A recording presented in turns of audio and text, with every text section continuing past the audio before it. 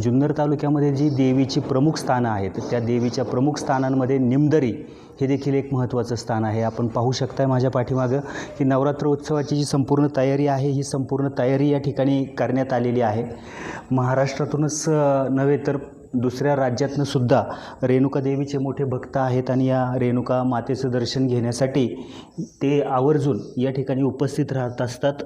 निमदरी येथील हे जे देवस्थान आहे या देवस्थानचे जे विश्वस्त आहेत, ट्रस्टी आहेत, जे कार्यकारी मंडळ आहे त्यांच्या वतीनं संपूर्ण तयारी या नवरात्र उत्सवाची अत्यंत जोरदार पद्धतीने करण्यात आलेली आहे। आपण पाहू शकताय की हे देवीचे मुखवटे आपण या ठिकाणी त्याची रंगरंगोटी करण्यात आलेली आहे। देवीची पूर्ण सजावट करण्यात आलेली आहे। देवीच्या शेजारी असणारे परशुराम महाराज यांची देखील सजावट करण्यात आलेली आहे आणि त्यामुळे हे मुख्य जे पुजारी आहेत ते आपल्या समवेत आहेत। नक्की कशा पद्धतीने हा नवरात्र उत्सव 9 दिवस साजरा केला जातो?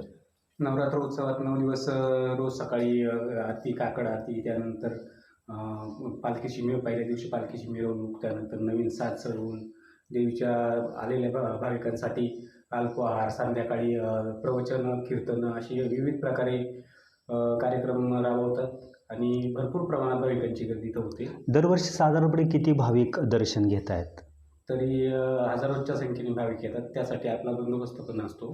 हजारोच्या संख्येने भाविक या ठिकाणी येत असतात आणि जे काही यात्रेचं जे काही संपूर्ण आराखडा आहे त्यांनी आपल्याला थोडक्यात सांगितलं की पहाटेची काकड आरतीपासून तर संध्याकाळचं जे काही कीर्तन असेल किंवा महाप्रसादाचा कार्यक्रम असेल तर त्याची संपूर्ण व्यवस्था देवस्थानच्या वतीनं अत्यंत चोख पद्धतीनं करण्यात आलेली आहे आणि त्यामुळं निश्चितच या ठिकाणी असणारा हा नवरात्र उत्सव खऱ्या अर्थानं एक पाहण्यासारखा सोहळा असणार आहे। नमस्कार, मी दिलीप भगत, रेणुकामाता देवस्थान ट्रस्ट निमदरी येथे सचिव म्हणून काम पाहत आहे आणि सालाबादप्रमाणे याही वर्षी आपण अखंड हरिनाम सप्ताहाचं नियोजन नवरात्र उत्सवाच्या निमित्ताने करत आहोत।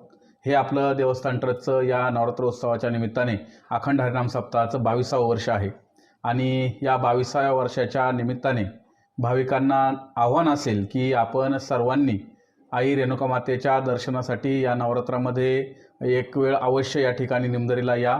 खरं तर या नवरात्र उत्सवाच्या निमित्ताने नव्याने स्थापन झालेली जी आत्ताची कार्यकारिणी आहे 2025 ते 2030 या कार्यकारिणीचा सचिव म्हणून मी काम पाहत आहे आणि हे काम पाहत असताना सांगायला आनंद वाटेल की या 22व्या वर्षाच्या निमित्ताने आम्ही भाविकांसाठी मोठ्या अशा उत्साहाचे नियोजन या ठिकाणी करत आहोत, ज्यामध्ये मग अखंड हरिनाम सप्ताह असेल, साधारणपणे संध्याकाळी 5 वाजता प्रवचन सेवा, 5 नंतर 6 ते 8 कीर्तन सेवा आणि कीर्तन सेवेनंतर 8 वाजता मातेची महाआरती होते आणि महाआरतीनंतर या ठिकाणी सुमारे 3 ते 5 हजार लोकांचा दररोज महाप्रसादाची व्यवस्था या ठिकाणी केली जाते।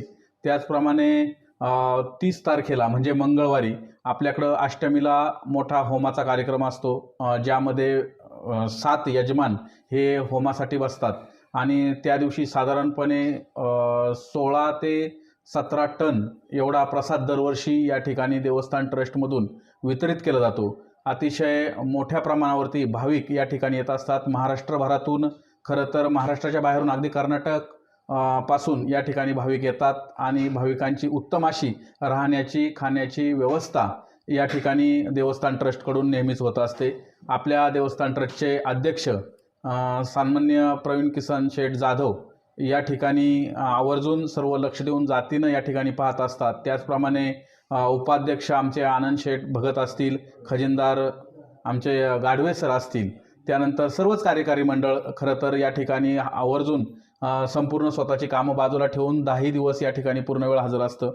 देवस्थानच्या वतीने भाविकांसाठी विविध लाभ देत असताना, विविध सेवा देत असताना कुठल्याही प्रकारे आम्ही कुठेही कमी पडू नये याकडे सातत्याने या संचालक मंडळाचं लक्ष तर असतंच असतं। एवढंच नाही तर गावातील ग्रामस्थांचं सुद्धा विशेष योगदान कायम या ठिकाणी असतं आणि त्यानंतर सांगायचं झालं तर जुन्नर तालुक्यातील सर्व नेते मंडळींचं या कार्यक्रमाला आम्हाला कायम सहकार्य लाभत आलेलं आहे। आशाताईंनी आम्हाला काल शब्द दिला होता की रस्त्याच्या दोन्ही बाजूने तुम्हाला फुटपट्ट्या मुरम टाकून देऊ, त्याप्रमाणे त्यांनी ते लगेचच आम्हाला या ठिकाणी दिले। दरवर्षी गुलाब शेठ आम्हाला दसऱ्याच्या दिवशी या ठिकाणी होम मिनिस्टरचा कार्यक्रम देत असतात, कधी जेवणाची पंगत सुद्धा देत असतात। अतुल शेठकडनं सुद्धा देखील आम्हाला या ठिकाणी बरंच असं योजनांमधून निधी मिळत असतो बऱ्याचदा। त्यानंतर खासदार अमोल कोल्हे यांनी देखील आम्हाला या ठिकाणी एक मोठा सभामंडपाची व्यवस्था त्यांनी या ठिकाणी करून दिलेली आहे. शरददादाकडनं देखील आता जवळ सुमारे 2 कोटी रुपयाचे प्रस्ताव आमच्याकडनं त्यांनी घेतलेले आहेत आणि येऊ घातलेल्या या जो कुंभमेळा आहे त्याच्या धर्तीवरती त्यांनी आम्हाला या ठिकाणी बरेचसे असे विकासाची कामं देण्याची योजलेली आहेत. एवढेच नाही तर अगदी जुन्नर नगरपालिकेने देखील आम्हाला या ठिकाणी एक 10 शौचालयाचं युनिट या भाविकांसाठी उपलब्ध करून दिलेलं आहे.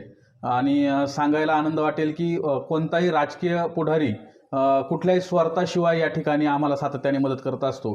त्याच्या व्यतिरिक्त सांगायचं झालं तर आपले शेळके अण्णा जे की मावळचे आमदार आहेत तरी देखील दरवर्षी या ठिकाणी ते येतात, 25,000 रुपयाची देणगी देवीसाठी देतात.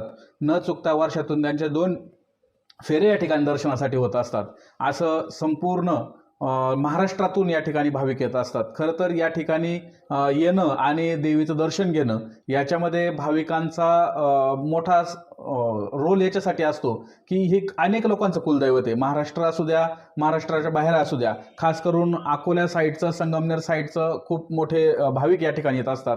आणि भाविकांची अशी धारणा आहे की या ठिकाणी देवीच्या कुंडामध्ये जर आपण स्नान केलं तर ज्या काही आपल्या त्वचारोग असतात, खरूज, नायटे वगैरे, ते बरे होतात. अशा अनेक भाविकांना या ठिकाणी प्रचिती आलेली आहे आणि त्याचंच रूपांतर दिवसेंदिवस या ठिकाणी हा जो उत्सव आहे हा अतिशय मोठ्या प्रमाणात वाढत चाललेला आहे. यावर्षी अगदी आकाश पाळणे असतील, त्यानंतर खेळणे असतील, मोठी दुकानं असतील, याचं देखील नियोजन अतिशय छान पद्धतीने या ठिकाणी करण्यात आलेलं आहे. देवीच्या बाबतीत सांगायचं झालं तर खरं तर ही देवीचं मंदिर जे आपण पाहतोय हे देवीच्या मंदिराचं पूर्ण इतिहास माहीत नाही, पण बऱ्याचदा म्हटलं जातं की हे जे मंदिर आहे हे शिवकालीन असावं, कारण बऱ्याचदा इथं उत्खननामध्ये शिवकालीन नाणी जी आहेत ती नाणी बऱ्याचदा सापडलेली आहेत आणि त्यानुसार कदाचित हे मंदिर शिवकालीन असावं आणि पेशव्यांनी त्याची पुन्हा एकदा त्याच्यामध्ये जीर्णोद्धार केला. असं पेशवेकालीन पुन्हा एकदा जीर्णोद्धार झाल्यामुळं एवढं जुनं हे प्रख्यात मंदिर आणि कदाचित शिवाजी महाराजांना ज्या भवानी मातेने आशीर्वाद दिला त्या नावावरून पूर्वी या देवीला भवानी माता सुद्धा म्हटलं जायचं. आणि त्यानंतर आता आपण खरं तर ही जी देवी आहे ही रेणुका माता आहे आणि त्याच्यासोबत परशुराम महाराजांची देखील या ठिकाणी आपल्याला तांदळा पाहायला मिळतो. तर महाराष्ट्रात नवे देशात असा कुठेही तांदळा नाही का ज्या ठिकाणी आई रेणुका माता आणि परशुराम महाराज दोघेही एकाच ठिकाणी असतील. तर ही रेणुका माता आणि परशुराम मातेचं मंदिर संपूर्ण महाराष्ट्रात एकमेव असं आपलं निमदरीचं मंदिर आहे आणि त्यामुळं कदाचित भाविकांची या ठिकाणी फार मोठी धारणा आहे. भाविकांना खूप मोठे प्रत्यय येत आहेत आणि दिवसेंदिवस या ठिकाणी भाविकांची जी गर्दी आहे, जी भाविक आहेत ते या ठिकाणी येणाऱ्याची संख्या वाढत आहे आणि त्या निमित्ताने आम्ही देवस्थान ट्रस्ट आणि ग्रामस्थ हे अतिशय तत्परतेने ग्रामस्थांना कुठल्याही प्रकारे आम्ही कमी पडू नये या उद्देशाने सातत्याने या ठिकाणी प्रयत्न करत असतो. समाज दर्पणसाठी सचिन डेरे, निमदरी.